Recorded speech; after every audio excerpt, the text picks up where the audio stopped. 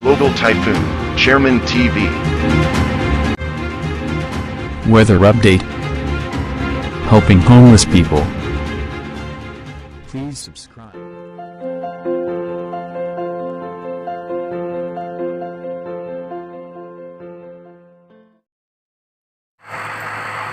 Magandang umaga po. Ito po ang latest update natin para nga po dito sa minomonitor natin na si Bagyong Nika. Si Bagyong Nika nga po ngayon ay mas lumakas pa at ito nga po ay nasa typhoon category na at umabot nga po yung lakas nito sa 120 km per hour malapit sa gitna at may pagbugso nga po yan na aabot ng 150 km per hour.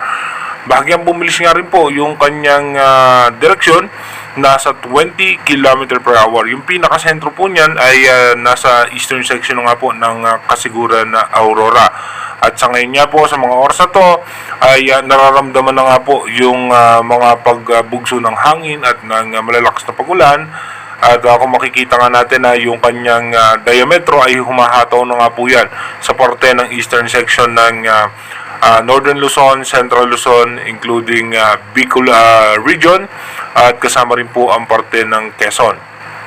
Habang yung low pressure area naman sa labas ng ating bansa, kanina nga pong alas 2 ng umaga, ito nga po ay nag-develop na into tropical depression or mahinang bagyo. At ito nga po ay inaasahan natin na papasok sa ating Philippine Area of Responsibility at magiging si Bagyong Opel at ito naman po ay magiging banta sa may parte ng eastern section ng extreme northern Luzon at ng northern Luzon. Mataas din po ang tsansa nito na umabot nga po yan ng typhoon category. Iba yung paghahanda at pag-iingat na nga po sa ating mga kababayan. Ito po yung forecast track ng Bagong Pag-asa DOST. Hindi naman na sila nagkakalayo ng European Center. Halos parehas na po yung kanilang direksyon.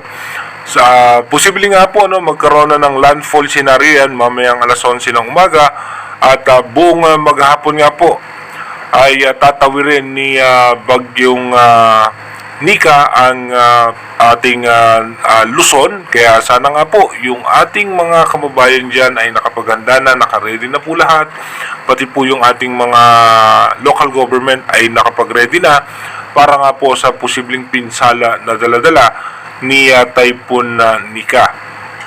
At ito nga pong storm wind signal na to ay posible pa nga po madagdagan yan pag naglabas din po ng panibagong update ang Pag-asa. Sa ngayon nga po, ito po ay nakataas sa signal number 3 ang Isabela, Aurora, ang northern portion ng Aurora, northern portion ng Quirino, at northeastern portion ng Nueva Vizcaya, Ifugao, Mountain Province, Kalinga, Abra, southern portion ng Apayao, southern portion ng Cagayan, and eastern portion ng Ilocos Sur. Diyan po nakataas yung mga storm wind signal number 3. Signal number 2 naman sa Ilocos Norte, Apayao, Cagayan, Ilocos Sur, La Union, Benguet, at western section ng Nueva Vizcaya, southern portion ng Quirino and Aurora. Kasama pa rin po ang northern portion ng Nueva Ecija and northeastern portion ng Pangasinan. And signal number 1 naman po sa may Pangasinan, Zambales, Tarlac, southern portion ng Nueva Ecija, southern portion ng Aurora, Pampanga, Bulacan, Metro Manila, Rizal, Quezon, Laguna, Pulilio Island, Camarines Norte, Camarines Sur, and Catanduanes. Kasama pa rin po yung signal number 1, yung Santa Ana, Cagayan, and Babuyan ng Group of Islands. Dito po sa ating satellite image, makikita naman po natin na yung lawak ni Typhoon Nika ay humahataw na nga po yan. Umaabot po yan hanggang dito na rin po yung pabugso-bugso ng hangin sa parte ng Ilocos region at meron din mga tsansa ng pagulan. Asahan na rin po natin yan.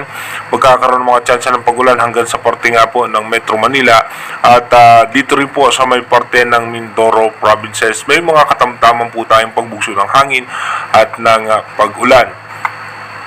Dito nga po sa advanced weather forecast na nilabas ng European Center, ito nga po yung magiging posibleng direksyon ni Bagyong Opel. So dito nga po yan, magre-recur po yan pagdating sa extreme northern Luzon At ito naman pong si Bagyong Nika ay tatawirin nga ngayong maghapon itong parte ng Northern Luzon. Ito po expected natin by November 12. Ito po yung nakalabas na ng ating landmass ng ating bansa. At iba yung pag-iingat nga po sa ating mga kababayan dahil delikado at mapaminsala nga po si Bagyong Nika. At dito naman po by November 13, ito po yung nakalabas na ng ating Philippine Area of Responsibility, habang si Bagyong Opel naman po yung magiging banta sa parte na extreme northern Luzon. At dito nga po makikita nga natin na yung pinakasentro ni Bagyong Opel naman ay magiging banta po yan sa parte ng extreme northern Luzon, at ito po yung magdudulot na naman po ng matinding pinsala dahil ito po yung nasa typhoon category. Sana nga po maghanda na rin po yung ating mga kababayan din sa extreme northern Luzon para nga po sa posibleng pagdating ni Bagyong Opel. Pero mataas pa rin po ang tsansa na magbago yan dahil nga po malayo pa naman po itong si Bagyong Opel. At posible nga po pagdating ng November 16, ito po yung magre-recurve na patungo nga po dito sa may Philippine Sea. At pagdating naman po ng November 17, lalabas na po yan ng ating bansa. At pagdating ng November 18 and November 19, mapapansin nga natin may pagbugso na ng northeast monsoon o yung possible amihan, at magiging maulan na nga po ang parte ng Luzon dahil po sa shear line, at pati po ang eastern section ng Visayas, Bicol region and ng Mindanao. By November 20, asahan natin mataas pa rin ang tsansa na magiging maulan ng eastern section ng ating bansa. Again, inuulit po natin na yung ito pong nakikita natin ngayon na advanced weather forecast is possible scenario pa lamang po yan. Malaki pa rin po ang tsansa na magbago po lahat dyan. Kaya manatili po tayong tumutok sa ating advanced weather forecast para malaman nga natin kung ano pa nga ba yung mga posibleng senaryo nitong mga posibleng bagyo na makakaapekto sa ating bansa. Ito po yung expected na dadaanan ng pinakasentro niya na ayon po sa European Center. Posible nga po itong pinakasentro niya ay pumasok po yan dito sa northern portion ng Dilasag, Aurora. Then dediretso po yan dito sa may parte ng Santiago, at dito nga po mamaya pong alas 2 ng hapon ay posibleng dediretso po yan dito sa may parte ng Banawe at ng Santiago. At ang exit point po niya sa European Center ay dito nga po sa parting Bigan. Ito po yung mga posibleng dadaanan, kaya iba yung pag-iingat pa rin po sa ating mga kababayan.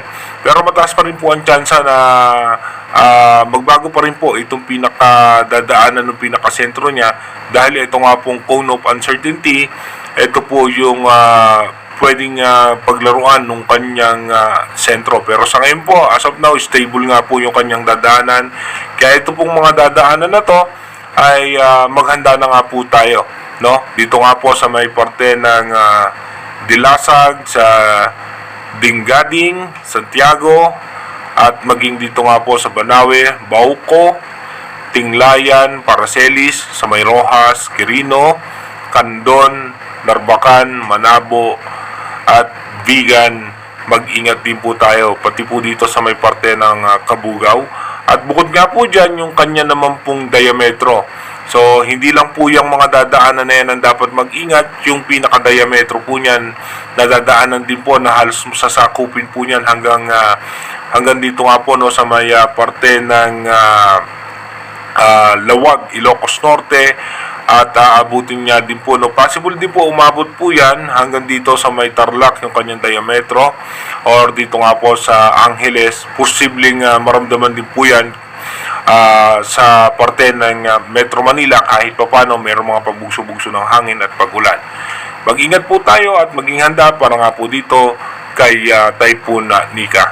God bless po sa ating lahat.